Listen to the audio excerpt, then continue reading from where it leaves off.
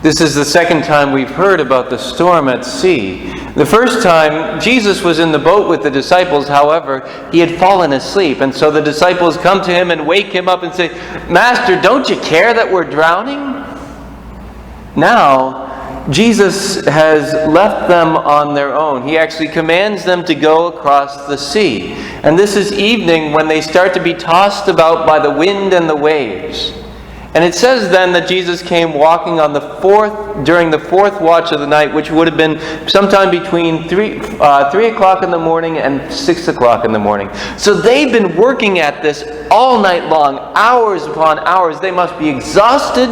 Not only that, they must be frightened. They've got all this going on.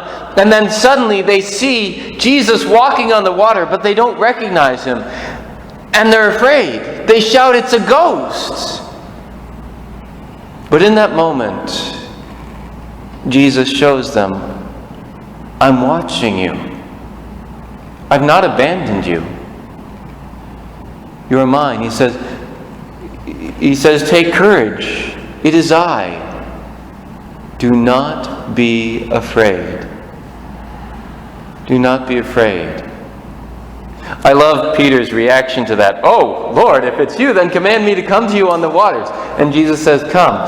And if it wasn't Jesus and he commanded you to come, splash! I don't know, but Peter trusted. He trusted that this was the Lord, and he stepped out onto the water.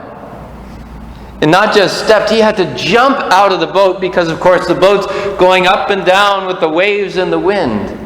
And he has to jump out of the boat. And his feet hit solid water. And he walks. He walks towards Jesus until he takes account of the waves, and then he's looking around, he's frightened by the wind, and he starts to sink, and he cries out, "Lord, save me!" And Jesus comes and he pulls him out. And this is for us as well today. We have so much chaos in our lives. As I've mentioned before, right now, it's like we can't even make plans. What's going to happen? What's next week going to be like? What's a month from now going to be like? What's next year going to be like? We don't know. There's so much chaos. There's uncertainty. And Jesus says, "I'm still watching you. I've not abandoned you. Take courage, it is I. Do not be afraid." And even when he seems distant, even when he seems to let us stay in our struggles and our tumult and our chaos for long periods of time, Jesus says, "But I'm there, I'm watching you, and I'll be there before you sink. I'll be there to stop the wind before you sink."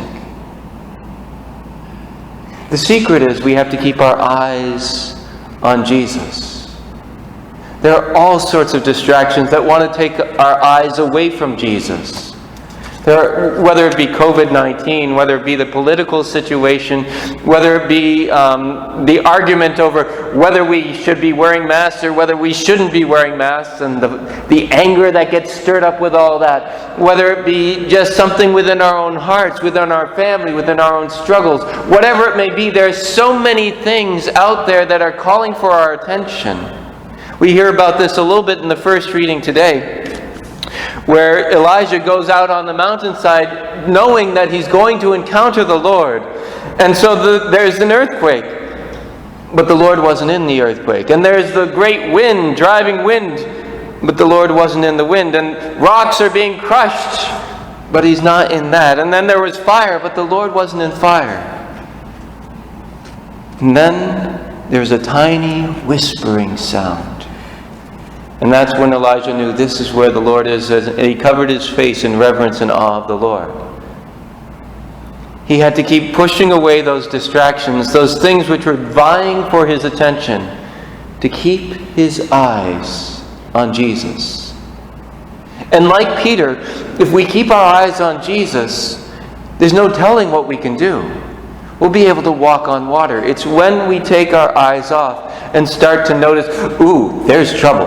Oh, we got trouble right here in River City. Oh, there's trouble with a capital T, and that rhymes with P, and that well, whatever it rhymes with, that we have all the trouble coming in when we start looking at those things instead of keeping our eyes fixed intently on the Lord, waiting for His merciful help. Beautiful thing is God knows our weakness and how prone we are to distractions. And so even should we take our eyes off the Lord, when we notice that we're sinking, we have but to cry out, "Lord, save me," and He'll be there. He'll reach out His hand, He'll grab us, and then invite us again, not to take stock of the wind and the waves, the chaos of our lives, but to keep our eyes fixed on Him. My brothers and sisters, when we keep our eyes fixed on Jesus, we'll walk on water.